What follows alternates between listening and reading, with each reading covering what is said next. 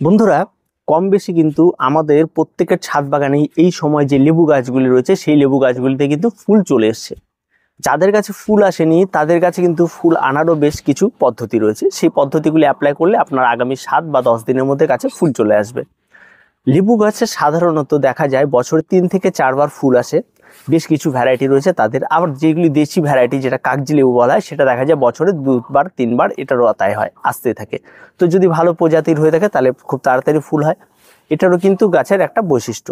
তবে এই যে ফেব্রুয়ারি মাস পুরো শীতটা পার করে যখন হালকা গরম পড়ে ফেব্রুয়ারি মাসে, সেই সময় যে লেবু গাছে ফুল আসবে এটা কিন্তু কোনো গাছ বাদ যাবে না, প্রত্যেকটা গাছে কিন্তু এই সময় ফুল আসবে। শুধু এটা লেবু গাছ না, লেবু ভ্যারাইটির যত রয়েছে, কমলা লেবু থেকে শুরু করে বিভিন্ন ধরনের যত লেবু রয়েছে প্রত্যেকেরই কিন্তু এই সময় একটা ফুল আসবে। এখন এই সময় যে ফুলগুলি আসে সেই ফুলগুলি থেকে ফলে পরিণত হওয়ার সম্ভাবনাটা অনেকটাই কম থাকে। যদি 100টা ফুল আসে মোটামুটি দেখা যায় 25 থেকে 30টা ফলে পরিণত হয়, বাকি সম্পূর্ণ ফুলটা কিন্তু ঝরে পড়ে যায়।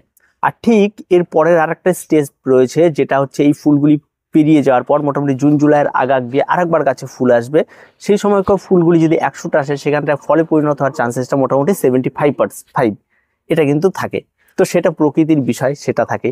এবার সেই সময় একটা ফল ভালো হয়, এই সময় কিন্তু ফলটা খারাপ হয়। তো এই সময় যদি আপনার কাছে ফলন চান প্রচুর পরিমাণে, তবে তার জন্য আপনাদের বেশ কিছু টিপস রয়েছে। তো পুরো ভিডিওটি স্কিপ না করে দেখতে থাকুন।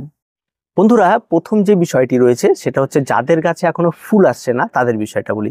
যাদের গাছে এখনো পর্যন্ত ফুল আসেনি তাদের গাছগুলিতে প্রথম কথা হচ্ছে যেটা, জল দেওয়া একটু কমিয়ে দিন। আপনারা এমনভাবে গাছে জল দিন যেন গাছটি 2 দিন যদি জল স্টপ করা যায় গাছটি মরবে না, কিন্তু 2 দিন পর আবার গাছে জল দিলে গাছ বেঁচে যাবে। ঠিক এটা বিষয়টা আপনারা প্রত্যেকেই জানেন, তাই আপনারা এই সময় হঠাৎ করে গাছে জল দেওয়া একটু কমিয়ে দিন।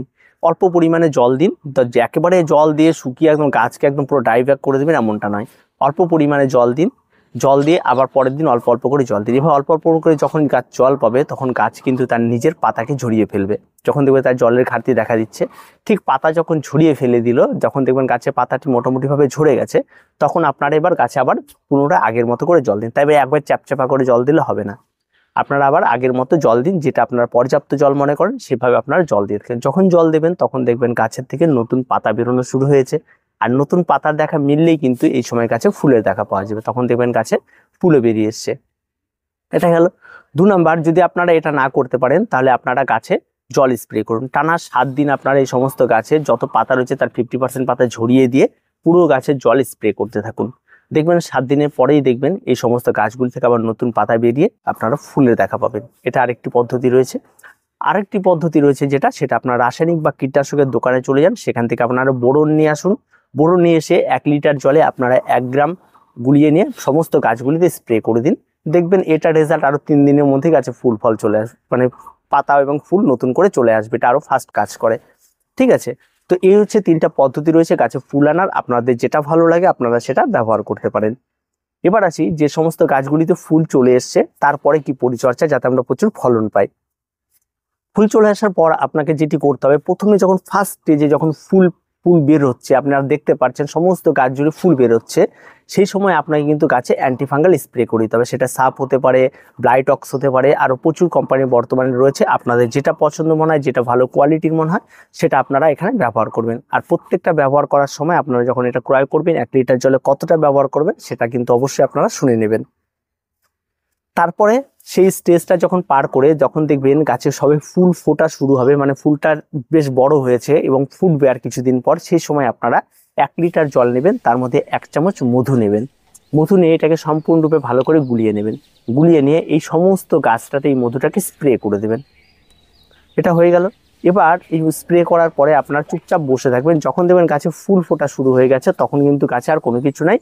এই যে মধুটা আপনারা ব্যবহার করেন, এই মধুর ফলে কিন্তু আপনার গাছে এবার অ্যাট্রাক্টেড হয় বিভিন্ন পোকামাকড়ের, বিভিন্ন ধরনের মাছি আসবে, বিভিন্ন ধরনের মৌমাছি আসবে, তারা এসে বসে কি হবে, তখন সেই সমস্ত জায়গায় ফুলগুলির মধ্যে বেশ বেশ পরিমাণে পরাগ মিলন হবে। আর পরাগ মিলন যত বেশি হবে তত কিন্তু আপনার গাছে ফলনটা অনেকটা বাড়বে। এবার এটা হওয়ার পর যখন সমস্ত ফুলগুলি মোটামুটিভাবে গুটি ধরে গেল, সবকিছু ফুলগুলি ঝরে পড়ে গেল, ঠিক সেই সময় এটা স্প্রে করার 7 থেকে 10 দিন পর আপনারা আর একবার স্প্রে করবেন প্লেন জল। এবার এই প্লেন জলটা কিন্তু আপনার টানা 7 দিন ধরে কন্টিনিউ এই গাছটাকে স্প্রে করে যাবেন। প্রতিদিন বিকেলে আপনারা এটাকে স্প্রে করতে থাকুন। দেখবেন এই যে গুটিগুলি রয়েছে, এই গুটিগুলি কিন্তু এই সময় আসলে প্রচণ্ড সূর্যালোকের ফলে কিন্তু ওর গোড়ার থেকে কিন্তু জলটার অভাবে এরা ঝরে পড়ে যায়। আর এই সময় যদি কন্টিনিউ এই স্প্রেটা আপনারা করতে থাকেন তাহলে কিন্তু এই ব্যাপারটা কিন্তু আর হবে না, যার ফলে কিন্তু এরা কিন্তু আর ঝরে পড়বে না। এই ব্যাপারটা কিন্তু অবশ্যই আপনাদের কিন্তু খেয়াল রাখতে হবে। তো এই যে 3টে স্টেপ বললাম, এই 3টে স্টেপ যদি আপনারা করতে পারেন লেবু গাছে এই সময়, তাহলে কিন্তু আপনার কাছে প্রচুর পরিমাণে ফলন পাবেন এবং একটা গাছের ফুল থেকে ফলে পরিণত মিস হবে না। আমার যে গাছগুলি দেখতে পাচ্ছেন এই গাছগুলিকে আমি ঠিক সেভাবেই করি, যার ফলে সারা বছরই এই গাছে কম বেশি ফুল আসতেই থাকে, লেবু কিন্তু হতেই থাকে। তো এটা আপনাদের গাছেও কিন্তু এটা হবে। আর এটাই রয়েছে। এবার কি কি এই সময় করবেন না, যেটি করবেন না সেটা হচ্ছে, প্রথম কাজ হচ্ছে গাছে এই সময় কোনো খাবার ব্যবহার করবে না, সেটা লিকুইড খাবার হোক, ড্রাই খাবার হোক, বা যে কোনো কিছু খাবার হোক, স্প্রে যেটা ওয়াটার সলিউবল হোক সেটা হোক, বা যে কোনো কিছু হোক, সেটা ব্যবহার এখন করবেন না। যে সমস্ত খাবারগুলো আপনারা ড্রাই খাবার গাছের গোড়ায় দিচ্ছিলেন, গাছের গোড়ায় এই খাবারটি এখন একেবারেই দেবেন না। যখন দেখবেন গুটিটি একদম সেট হয়ে গেছে, গুটি বড় হওয়া শুরু হয়েছে, তখন গাছে খাবার দেবেন।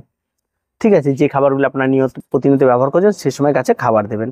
আবার গাছে আপনারা আরেকবার খাবার দেবেন, সেটা হচ্ছে যে লিকুইড খাবার হয় সেটাও ঠিক তাই, সেই সময় একই সময়ে আপনারা চালু করবেন, বা স্প্রে করে দিয়ে সেই সময় চালু করবেন। কিন্তু গুটি যখন বড় হচ্ছে সেই সময় আপনারা গাছে যদি একবার মিরাকুলার স্প্রে করতে পারেন, তাহলে কিন্তু গাছের এই ফলটা আরও ভালো, খুব তাড়াতাড়ি গ্রোথ হয় এবং গাছের ফলটা কিন্তু অনেকটা পুষ্ট হয়। তার জন্য আপনারা সেই সময় একবার মিরাকুলার স্প্রে করে দিতে পারেন, সেটা কিন্তু গাছের জন্য অনেকটাই ভালো। তো এই হচ্ছে লেবু গাছের পরিচর্যা, খুব ছোট্ট পরিচর্যা, এটা আপনারা প্রত্যেকেই করতে পারবেন, একদম বাড়িতে বসে করা যায়।